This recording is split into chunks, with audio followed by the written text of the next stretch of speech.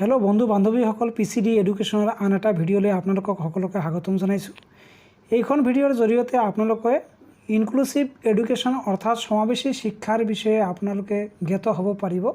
So বন্ধু বান্ধৱীসকল late নকৰাকৈ আমি ডাইৰেক্ট ভিডিঅ'খন আৰম্ভ কৰিম আৰু ভিডিঅ'টোৰ শেষত থিয়ৰীৰ পিছত কিছুমান প্ৰশ্ন আলোচনা কৰিম। সো আপোনালোকক অনুৰোধ কৰিম ভিডিঅ'খন আপোনালোকে সম্পূৰ্ণকৈ চাব। আপোনালোকৰ সিলেবাছত আছে ইনক্লুসিভ এডুকেশ্যন, তাৰ মানে সমাবেশী শিক্ষা। এতিয়া সমাবেশী শিক্ষা কাক বুলি কোৱা হয় ডেফিনেশনটা আমি জানি লওঁ যে inclusive education means that all students attends are welcome by their neighborhood schools in appropriate age regular classes and they are supported to learn, contribute and participate in all aspects of the life of the school। নিশ্চয় কথাখিনি বুজি পাইছে যে inclusive education তাৰ মানে সমাৱেশী শিক্ষা হ'ল যি শিক্ষাৰ জৰিয়তে সমাজৰ সকলো উচ্চ নিজ জাতি ধৰ্ম নিৰ্বিশেষে খুৰা বোবা লেংৰা বিভিন্ন ধৰণৰ যদি ডিসেবিলিটি থাকে ছাত্ৰ ছাত্ৰী এইবোৰো ছাত্ৰ ছাত্ৰীক আমাৰ গভৰ্ণমেণ্ট স্কুল অৰ্থাৎ নৰ্মাল স্কুলত সকলোৱে একেলগত পঢ়িব একেটা স্কুলত আৰু এই বয়স অনুযায়ী অৰ্থাৎ যোনটো 10 বছৰৰ ষ্টুডেণ্টৰ ক্লাছ কোনটো শ্ৰেণীত ভৰ্তি কৰাব লাগে এই হিচাপত এইটো ক্লাছত ভৰ্তি কৰাই দিব লাগিব। দেন নৰ্মাল স্কুলত আমি সকলোকে একেটা স্কুলতে পঢ়ামো। এতিয়া ল'ৰা বা ছোৱালী বোবাই হওক বা খুৰাই হওক বা মেণ্টেলি ডিপ্ৰেছে হওক যিকোনো ল'ৰা ছোৱালীক আমি একেটা স্কুলত পঢ়োৱা হ'ব। এইটোকে ইনক্লুসিভ এডুকেশ্যন বুলি কোৱা হয়। নিশ্চয় বন্ধু বান্ধৱীসকল আপোনালোকে বুজি পাইছে। এতিয়া ইনক্লুসিভ এডুকেশ্যনৰ কিছুমান ইম্পৰ্টেন্স আছে অৰ্থাৎ গুৰুত্ব নাইবা উপকাৰিতা অৰ বেনিফিটছ অফ ইনক্লুসিভ এডুকেশ্যন কি হ'ব। ইনক্লুসিভ এডুকেশ্যনৰ দ্বাৰা সমাৱেশী শিক্ষাৰ দ্বাৰা ডেভেলপ ইণ্ডিভিজুৱেল ষ্টেজ প্ৰত্যেকজনৰ কি হ'ব শক্তিৰ বিকাশ হ'ব এইখিনি জানিব। ডেভেলপ ফ্ৰেণ্ডশ্বিপ এমং দেম আৰু ছাত্ৰ ছাত্ৰীৰ মাজত ইহঁতৰ বন্ধুত্ব বাঢ়িব। এজন চকুৰে নেদেখা অন্ধ ল'ৰা বা ছোৱালী এজনেও বাকী ক্লাছৰ ল'ৰা ছোৱালীৰ লগত কি বন্ধুত্ব স্থাপন কৰিব পাৰিব। বন্ধুত্ব যেতিয়া স্থাপন কৰিব ইহঁতৰ মাজত বন্ধুত্ব বাঢ়ি যাব। তাৰপিছত কি হ'ব এখেতে নিজকে শক্তিশালী বুলি ভাবিব যে মোৰ এজন বন্ধু আছে। তাৰপিছত কৈছে ইণ্ডিভিজুৱেল কেয়াৰ আৰু প্ৰত্যেকটো ছাত্ৰ ছাত্ৰীক শিক্ষকে কেয়াৰ ল'ব আৰু প্ৰত্যেকটো ছাত্ৰ ছাত্ৰীয়ে যে যাতে জীৱনৰ গ'লত জীৱনৰ উদ্দেশ্যত উপনীত হ'ব পাৰে তাৰ প্ৰতি কি কৰা হ'ব যত্ন লোৱা হ'ব। নিশ্চয় কথাখিনি বুজি পাইছে। মই অসমীয়া আদি বস্তুখিনি বুজাই আছোঁ যদিও ইংৰাজীত লিখোৱা হৈছে। তাৰ পাছত 4 নম্বৰত কোৱা হৈছে involve their parents in their education and in the activities of their schools. আৰু কেতিয়াবা সমাৱেশী শিক্ষাত কি হয় আমি ছাত্ৰ ছাত্ৰীৰ মাক দেউতাককো ইনভলভ কৰিখিনি অৰ্থাৎ জড়িত কৰিখিনি ছাত্ৰজনক সহায় কৰোৱাত আমি বাধা আৰোপ নকৰোঁ বা সহযোগিতা আমি বিচাৰোঁ। কাৰ পৰা মাক দেউতাকৰ পৰা। এইখিনি কথা নিশ্চয় মনত ৰাখিব। এতিয়া কোনো ল'ৰা বা ছোৱালী যদি খোজকাঢ়িব নোৱাৰে স্কুলত আহে নিশ্চয় ইয়াৰ গাৰ্জিয়েন এজন আহিব লাগিব আৰু ইয়াৰ গাৰ্জিয়েনেও পঢ়া শুনাৰ ক্ষেত্ৰত বা যিকোনো ক্ষেত্ৰত ইয়াৰ গাৰ্জিয়েনেও সহায় কৰিব পাৰিব। এই ক্ষেত্ৰত শিক্ষক বা শিক্ষয়িত্ৰী এজনে কোনো ধৰণৰ বাধা নিষেধ কৰিব নোৱাৰিব। নিশ্চয় কথাখিনি বুজি পাইছে বন্ধুসকল। এইখিনিৰ পৰা প্ৰশ্ন বনাই দিব। থিয়ৰিখিনি জনাটো আপোনালোকৰ নিতান্ত প্ৰয়োজনীয়। থিয়ৰি নজনাকৈ আপোনালোকে প্ৰশ্ন উত্তৰ কৰিব পৰাটো বহুত টান হ'ব। গতিকে থিয়ৰিখিনি নিশ্চয় লাগিব। থিয়ৰিৰ পৰাই আপোনালোকৰ প্ৰশ্নখিনি আহিব। দেন এতিয়া 5 নম্বৰত কোৱা হৈছে যে positively affect both their school and community to appropriate diversity and inclusions on a broader level. যেতিয়া আপোনাৰ ইনক্লুসিভ অৰ্থাৎ ডিসেবল বা ডিপ্ৰেশ্যন ল'ৰা বা ছোৱালীয়ে আপোনাৰ স্কুলত আহিব তেতিয়া কি হ'ব সমাজৰো ভাল হ'ব আৰু এইটো ঠাইৰ কি হ'ব বৰ্ডাৰ লেভেল হ'ব অৰ্থাৎ বহল আকৃতিৰ এটা কি হ'ব আপোনালোকৰ কমিউনিটিৰ সৃষ্টি হ'ব এইখিনি অঞ্চলত। দেন ইয়াত কোৱা হৈছে ইণ্টিগ্ৰেটেড এডুকেশ্যন ফৰ ডিসেবল। ইয়াত আগতে কি কৰা হৈছিল প্ৰথম অৱস্থাত আমাৰ integrated education for disable children এই স্কিম ষ্টাৰ্টেড ইন 1974। তাৰ মানে আমাৰ ডিসেবল চিলড্ৰেনৰ কাৰণে প্ৰথম অৱস্থাত 1974 চনত এটা ইণ্টিগ্ৰেটেড এডুকেশ্যন অৰ্থাৎ সমন্বয় শিক্ষাৰ এটা ধাৰণা লোৱা হৈছিলে 1974 চনত আৰু এইটো কোৱা হৈছিলে ডিষ্ট্ৰিক্ট এডুকেশ্যন প্ৰগ্ৰাম 1985 চনত। এই আপোনাৰ ইণ্টিগ্ৰেটেড এডুকেশ্যনৰ ওপৰত ভিত্তি কৰি 1985 চনত ডিষ্ট্ৰিক্ট এডুকেশ্যন প্ৰগ্ৰাম আৰম্ভ কৰা হৈছিল কিন্তু এইখিনি কাম দিয়া নাই। তাৰপিছত আকৌ নেশ্যনেল পলিচি অফ এডুকেশ্যন 1986 এইখিনিও লোৱা হৈছিল যাক NPE বুলি কোৱা হয়। এইখিনি মনত ৰাখিব, বেলেগ ছাবজেক্টৰ কামত আহিব আপোনালোকৰ। তাৰপিছত integrated education for the disable a project started in 1987 persons with disability act 1995।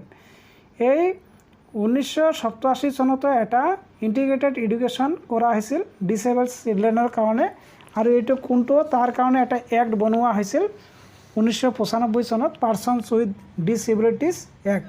নিশ্চয় কথাখিনি বুজি, এইখিনি বন্ধুসকল পৰীক্ষাত নাহে, কিন্তু ইয়াৰ পৰা প্ৰশ্ন কৰাটো আমাৰ সহজ হ'ব, সেইকাৰণে এইখিনি বস্তু শিকিব লাগে। দেন আৰু কিছুমান নিয়ম, কিছুমান স্কুল সৰ্বশিক্ষা অভিযান আৰম্ভ হৈছিল 2000 চনত। তাৰপিছত making all school disable friendly by 2020, আৰু এইটো আইন প্ৰৱৰ্তন কৰা হৈছিল 2005 চনত। মনত ৰাখিব, এইটো প্ৰশ্নত পাব আপোনালোকে পিছত, যে ডিচেবল ফ্ৰেণ্ডলি তাৰমানে মেকিং অল স্কুল, সকলো স্কুলক কি কৰিব লাগিব, ডিচেবল ফ্ৰেণ্ডলি, তাৰমানে ডিচেবল ষ্টুডেণ্টৰ কাৰণেও ফ্ৰেণ্ডলি হ'ব লাগিব, অৰ্থাৎ বন্ধুত্বপূৰ্ণ হ'ব লাগিব সকলোবোৰ স্কুল। আৰু এইখিনি 2020ৰ ভিতৰত কমপ্লিট কৰা কথা আছিল চৰকাৰৰ, আৰু এই আইনটো প্ৰণয়ন কৰিছে বা প্ৰৱৰ্তন কৰিছে 2005 চনত। নিশ্চয় কথাখিনি বুজি পাইছে। দেন কিছুমান ইনক্লুচিভ এডুকেশ্যনৰ প্ৰিন্সিপাল আছে, নীতি আছে।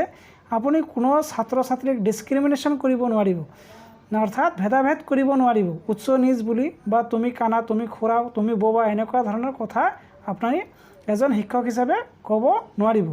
Equal educational opportunity to all, সকলোকে সমান ধৰণৰ এডুকেশ্যন দিব লাগিব।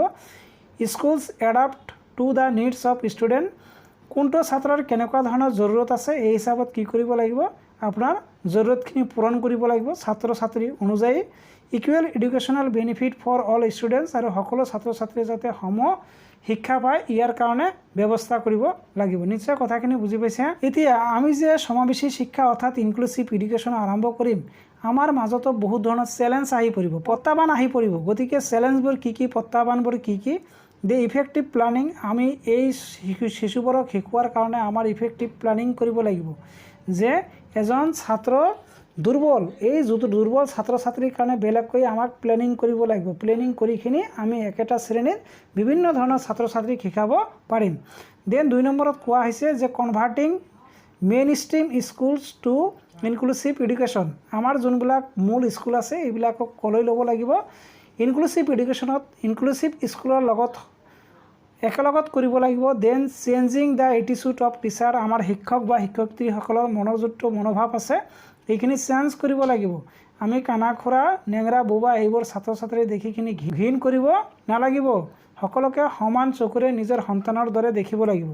চেলেঞ্জ অফ প্ৰিপাৰিং টিচাৰ্ছ, এতিয়া যে কিছুমান ডিচেবল ষ্টুডেণ্ট থাকে, এখেতৰ কাৰণে বেলেগ ধৰণৰ টিচাৰ গভৰ্ণমেণ্টে এপইণ্ট কৰিব লাগে। গতিকে যদিও চৰকাৰে এইখিনি নকৰে, কিন্তু আমি যোনবিলাক নৰ্মাল টিচাৰ আছোঁ, এই নৰ্মাল টিচাৰৰ জৰিয়তে গভৰ্ণমেণ্টে সকলো ধৰণৰ ইনক্লুচিভ এডুকেশ্যনৰ সকলো ছাত্ৰ ছাত্ৰীক পঢ়াব কৈ আছে।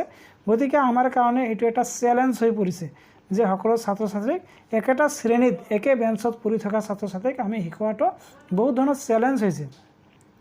শিক্ষকৰ অভাৱ, যেনেকুৱা আপোনালোকৰ ME স্কুলৰ ক্ষেত্ৰত 1:35 হ'ব, 35জন ষ্টুডেণ্টৰ এগেইনষ্টত এজন শিক্ষক থাকিব লাগিব, কিন্তু 50জনৰ এগেইনষ্টত এজন শিক্ষক আছে, গতিকে শিক্ষক কম আছে।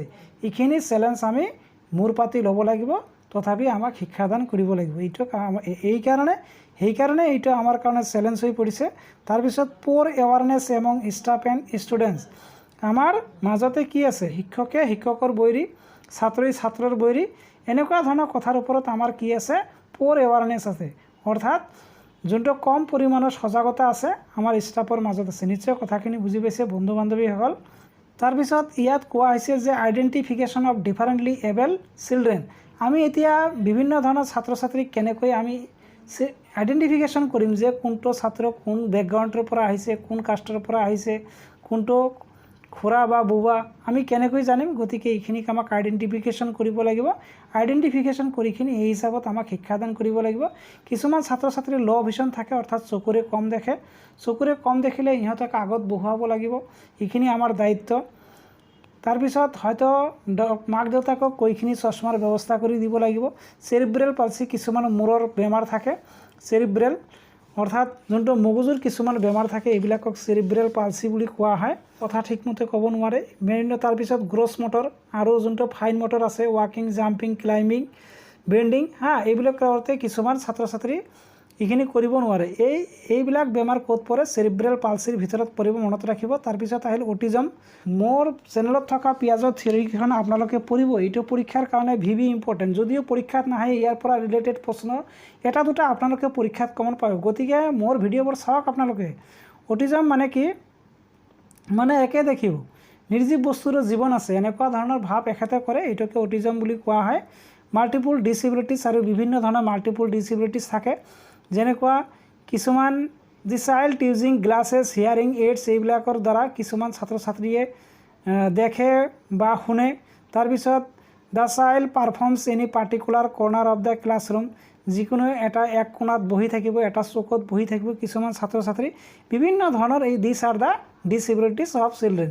দি child never interacts to all, কিছুমান ছাত্ৰ ছাত্ৰী আছে নিজে নিজে থাকে, আনৰ লগত কথা নাপাতে, এনেকুৱা ধৰণৰ মাল্টিপুল ডিচেবিলিটিছবোৰ আছে। দেন আহিল আপোনালোকৰ ইণ্টেলেকচুৱেল ইম্পেয়াৰমেণ্ট, যেনে ইণ্টেলেকচুৱেল মানে বুদ্ধিমত্তাৰ ওপৰত কথা কৈছে। বুদ্ধিমত্তা যাৰ খুব কম থাকে, যেনে মেণ্টেল ৰিটাৰ্ডেশ্যন, যিবিলাক মানসিকভাৱে বাধাগ্ৰস্ত, আৰু শ্ল' লাৰ্ণাৰ, খুব লাহে লাহে শিকে। শ্ল' লাৰ্ণাৰ কাক বুলি কোৱা হ'ব? যাৰ বুদ্ধাংক। ইয়াত বস্তুখিনি আপোনালোকে পাব।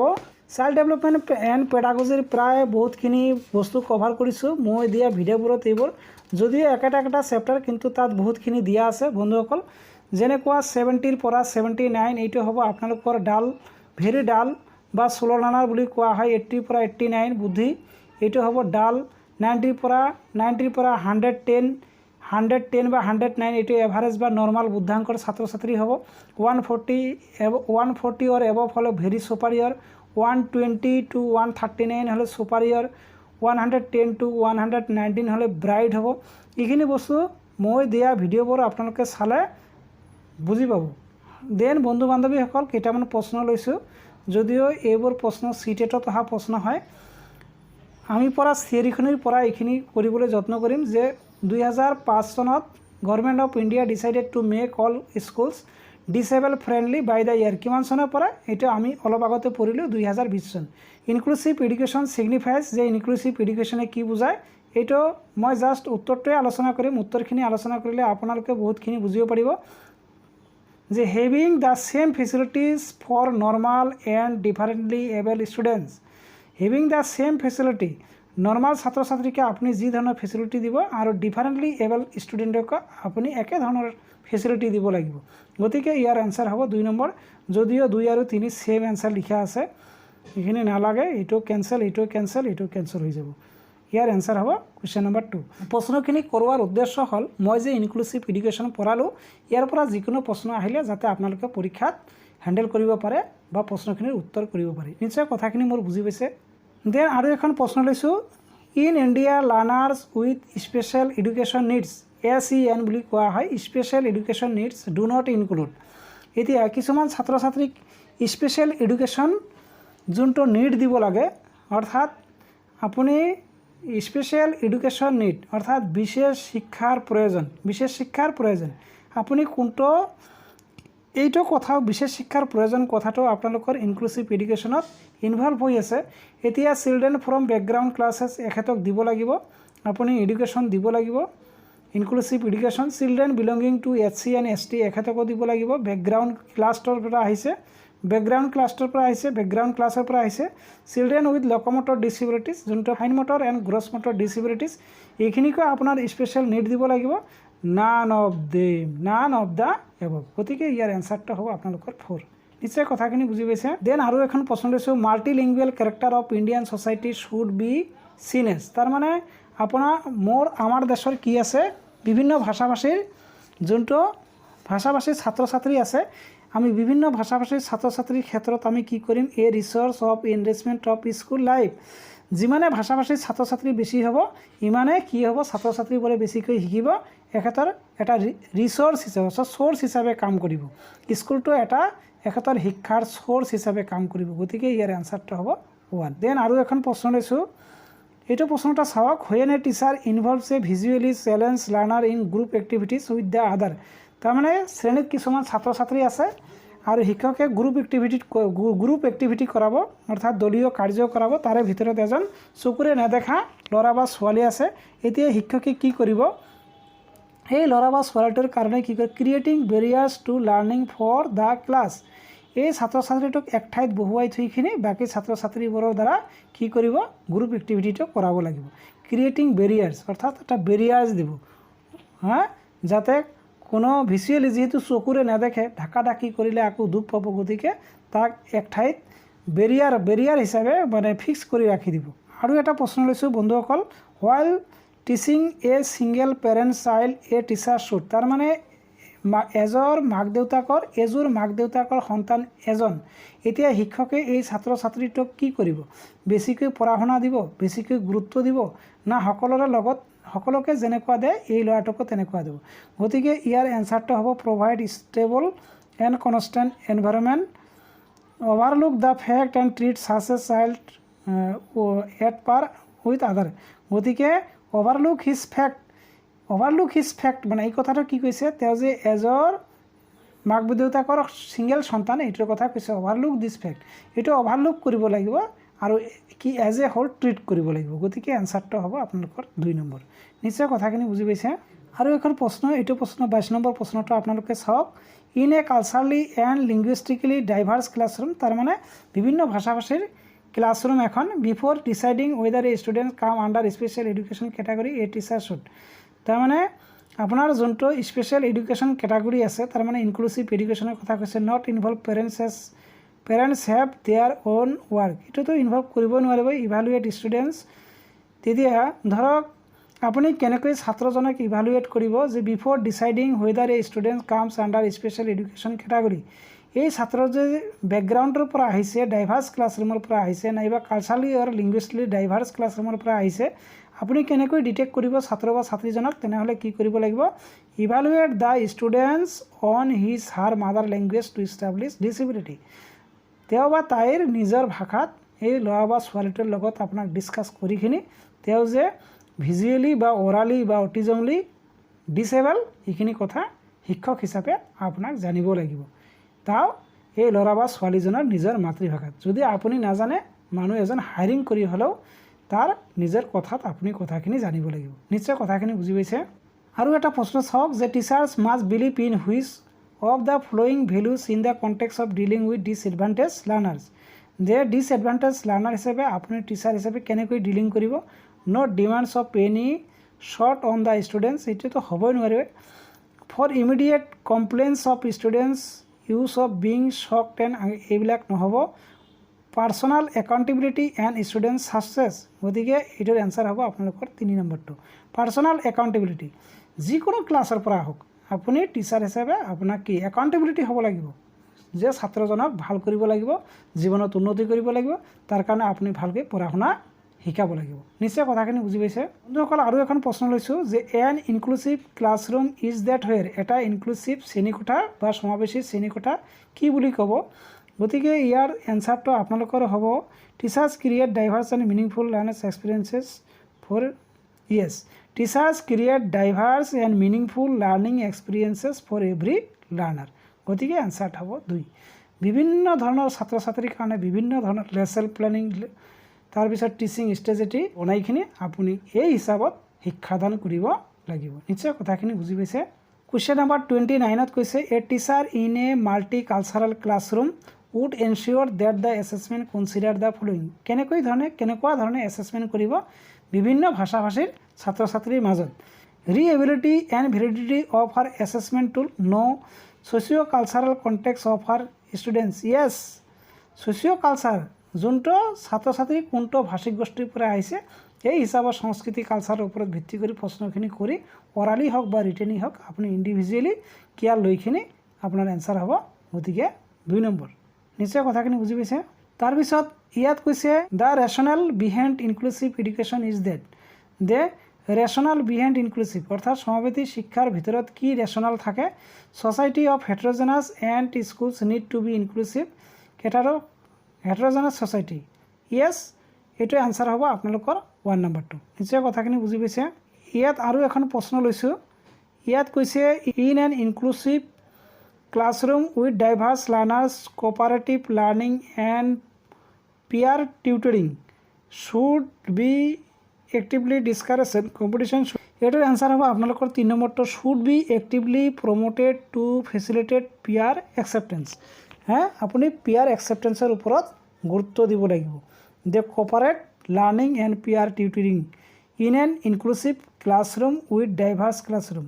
আপনি should be actively promoted to facilitate peer acceptance. আপনি গ্ৰুপ বনাই অৰ্থাৎ জোৰা পাতিখিনি জোৰ বনাইখিনি ছাত্ৰ ছাত্ৰীক শিকাব পাৰিব। দেন আৰু এখন প্ৰশ্ন লৈছোঁ, a teacher can effectively respond to the needs of the children from disadvantage section of society by. এইটো আপোনালোকৰ এনসাৰ কি হ'ব? তাৰমানে ডিসএডভান্টেজ সেকশনৰ পৰা আহিছে অফ সোসাইটি। তেনেহ'লে এ টিচাৰ কেন ইফেক্টিভলি আপুনি কেনেকৈ ৰিছপন্স কৰিব এইটো কথা কৈছে। মেকিং দিম চিট ছেপাৰেটলি একেলগত বহাব লাগিব, এইটো হ'বই নোৱাৰিব একেলগত। Telling other children to treat the children from এইটো ডিছক্ৰিমিনেশ্যন হ'ব।